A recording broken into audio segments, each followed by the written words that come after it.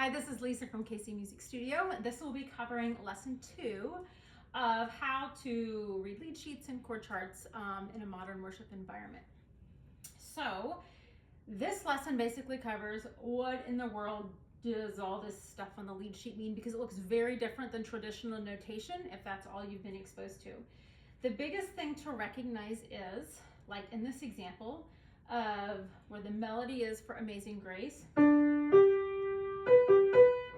you are not going to play the melody.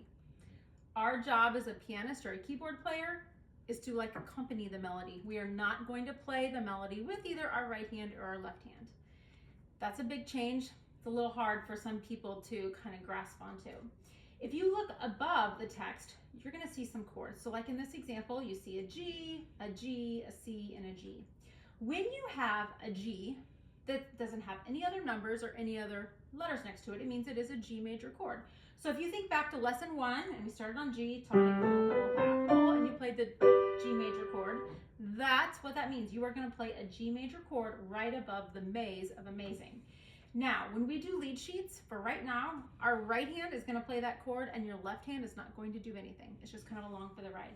So this means that for that first complete measure, you're just going to play a G chord. G, G, then you're going to play a C major, and back to G, and so on and so forth.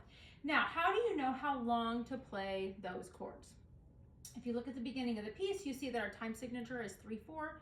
That obviously means each of those measures will be 3 beats. So you want to be thinking, you want to have your student be thinking G, 2, 3, G, 2, 3, G, 3, G, 2, 3. Now, sometimes it's, number one, not super fun to count along like that. Sometimes I find it's easier to just put a simple metronome with you while you play.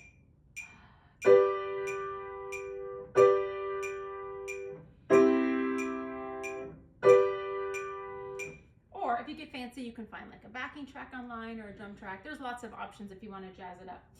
Now, at this point, if you are teaching this to your students, this is where it's really important to make sure they can hear the melody that goes along with these chords, or it's going to make no sense. So I either, at this point, I will sing along with my student while they play that, or sometimes I play it up or down the octave just so they can hear it. So I would go something like this. I would count them in and say, I'm going to count to 3, and then you start right with that G. So I would go 1, 2, 3, 1, 2, 3.